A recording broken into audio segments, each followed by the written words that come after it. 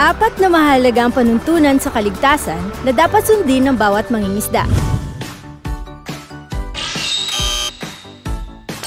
Laging magsuot ng life jacket kapag nasa deck.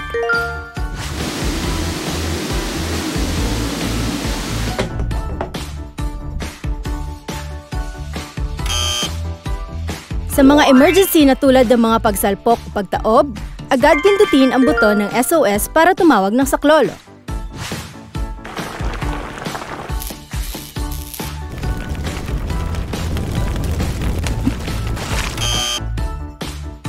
Kung magkasunog, agad itong apulain gamit ang fire extinguisher.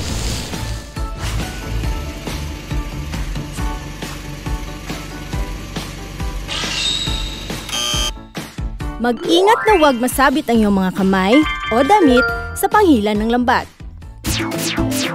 Napakahalaga ng apat na panuntunan sa kaligtasan na ito para sa lahat ng mga mangingisda. Siguraduhing tandaan ang mga ito.